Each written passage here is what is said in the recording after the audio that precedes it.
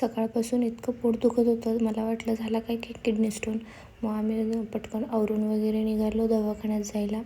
मम्मीला टाटा केलं पिल्लूनी. तर मम्मीला बघा सोडवतच नाही पिल्लूला, अशा पप्प्या वगैरे घेत होती तिच्या. मग काहीतरी पण आवरून वगैरे निघालो. दवाखान्यात गेल्यानंतर डॉक्टरने सांगितलं पाणी जास्त प्यायला पाहिजे, पाणी खूप कमी पिते म्हणून पोट दुखत होतं.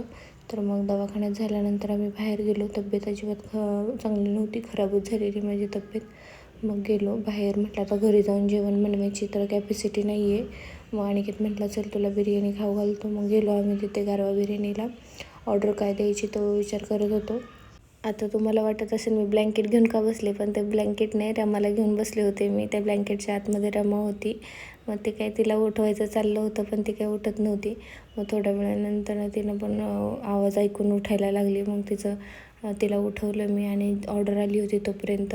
तर ताट ओढायची तिची घाई बघा. आता तिचा हात चालायला लागला आहे, ताटबीट ओढायला लागली ती. मग मी माझ्यासाठी चिकन वगैरे मागवलं होतं आणि घरी जाऊन तर काय झोपलोच. त्यामुळं नेक्स्ट व्लॉग दुसऱ्या दिवशीचाच चालू केला.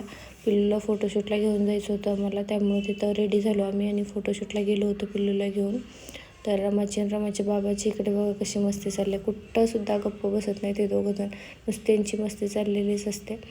त्यानंतर आमचा पण नंबर आला. मग रमाच्या बाबालाच मी तिकडे पाठवलं होतं आतमध्ये, कारण की मला तर सर्दी पण झाली होती जाम, त्यामुळं मी काही तिथे गेले नाही. मग रमाचे फोटोज वगैरे काढून घेतले त्यांनी. रमालाच पप्पा फिरवत होते इकडं तिकडं असं चाललं होतं त्यांचं फोटोज काढण्यासाठी. मग फोटो वगैरे काढून झाल्यानंतर वेळ खूप झाला होता. मग रमाला स्वेटर घालून घेतला. स्वेटर पण जाताना घेऊन गेली होती मी, कारण की मम्मीने सांगितलं होतं मला जाताना की तिकडे थंडी आहे खूप.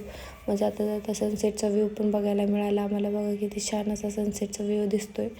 नंतर खूप उशीर झाला रात्री पुण्यात पोहोचेपर्यंत. तर इथं शनिवारवाडा आहे आमच्या पुण्यात, पण मी अजूनसुद्धा एकदा पण आतमध्ये जाऊन बघितलेलं नाही आहे. बाहेरून लोक येतात बघायला आणि मी अजून बघितलं नाही. आणि या साईडला लेफ्टलाच लाल महल पण आहे आणि समोरच दगडूशेठचं मंदिर आहे. दगडूशेठच्या मंदिराला बाहेर लांबूनच पाया पडले आणि गेलो आम्ही. थोडा मूड फ्रेश करण्यासाठी गेलो मूड फॉर फूडला. तिथे बघा यांची मस्ती कशी चालली. लिंबू खायला दिला होता बाबूला आणि रमा पण बघा कशी खायचं चाललं होतं. रमाचं तोंड असं एकदम खाण करत होते, आंबट आणि इकडे बाबाला बघून हसणं कसं येत होतं बघा. बाबा पलीकडे बसला होता आणि इकडून हसायचं चाललं होतं त्याच्याकडं बघून रमाचं. अनिकेतची ऑर्डर आली की रमाला माझ्याकडे आणि माझी ऑर्डर आली की रमाला अनिकेतकडे, असं आम्ही घेऊन खाणं चाललं होतं आमचं. मग काही शेवटी बघा अनिकेतने तिला शांत करण्यासाठी लिंबू दिला हातात, कारण की ती सारखी कांदा ओढून घेत होती ताटातला. आणि अनिकेतने तिला मग लिंबू दिला खायला. म्हटले खा आता लिंबू. तर तिचं लिंबू चोखणं चाललं होतं. तर असा होता आजचा दिवस. Okay bye.